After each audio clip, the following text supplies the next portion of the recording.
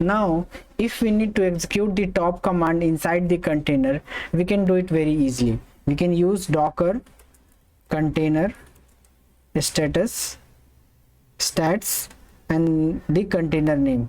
So here you have to check the container name. So this is the container, right? We can just paste here and hit enter.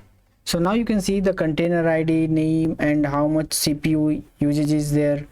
It's a real-time, it's real-time display of the consumption of CPU and network or memory, right? So to come out from this, you need to do Control C. The next thing is, now we need to learn how to inspect a container. So we have a container up and running, and now we want to inspect the container. So you can inspect any container, whether it is a stopped or running. So you can see all the details about the container is being printed in form of JSON.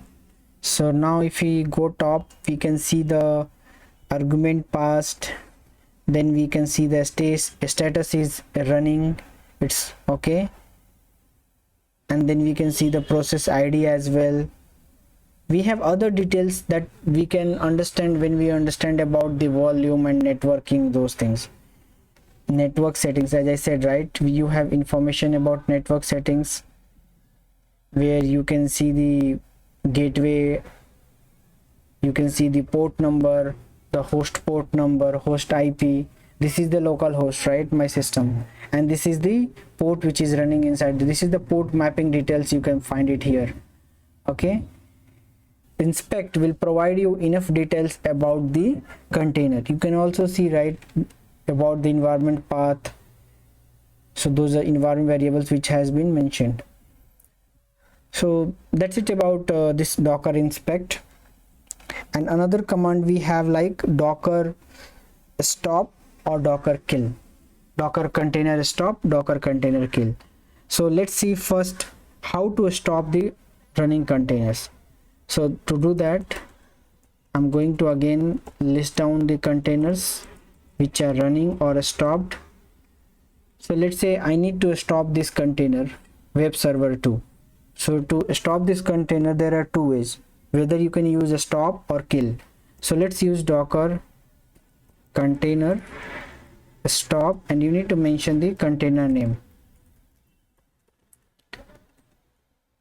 So now the container is stopped. You can also use a container. This will also kill the or stop the container. The difference between a stop versus a kill: a stop is like, instructing docker to stop the container gracefully. Okay, it waits for some time to stop the container gracefully. If container is taking more than that threshold time, then it will instruct to kill the container process. Okay, and that is there. If you go here, docker container stop, and take this command as help, so here you can see the time. So you can specify that how long you can you want docker to wait to this process to be stopped by themselves. If it is not getting stopped within that time frame, then another instruction will be sent to the docker kill. But when you are using docker container kill, it means that you are instructing docker to immediately stop the container, right? So it is not going to wait for the process to be completed or wait for some time. It will stop the process or stop the container immediately. That's the difference. And instead of writing docker container stop, you could also write docker stop or docker kill as well. So always look at this aliases whenever you find, and you can understand, you can get to know like what need to be used here. So that was about docker kill and docker stop. Another thing, now we have number of containers up and running or maybe stopped, and now we want to remove them. So now we have these many containers up and running, and now we want to remove them.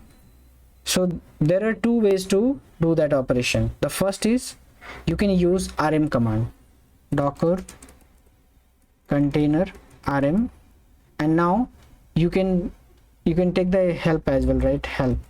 So in rm comes with some options as well, which is -f force the removal of a container using sickle. Means even if the container is up and running, you can use -f and it will kill the process and it will remove the container.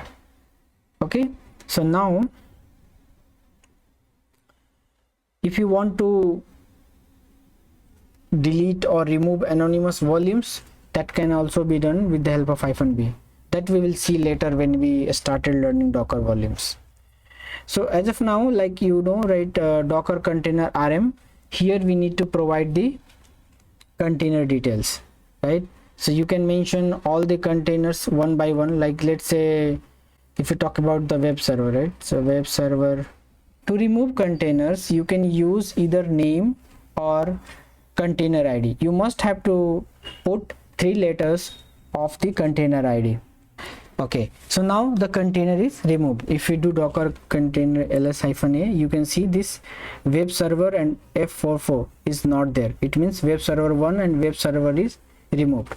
Now if you are not interested to do things in this way, you have number of stopped containers and you want to remove them all at once because they are stopped. Maybe you are thinking that they are not in use. So what you could do, you could use another command that will remove all the stopped containers. So the next command is docker container prone, and here you need to just hit enter. It will ask whether you want to remove all the stopped containers. You can mention y and it will remove all the stopped containers. So let's re-verify docker container. So now you can see there is no container, either it is stopped or running, right? That's it about this video. If you really liked it, please hit the like button and don't forget to subscribe my channel. Thank you very much for watching my video.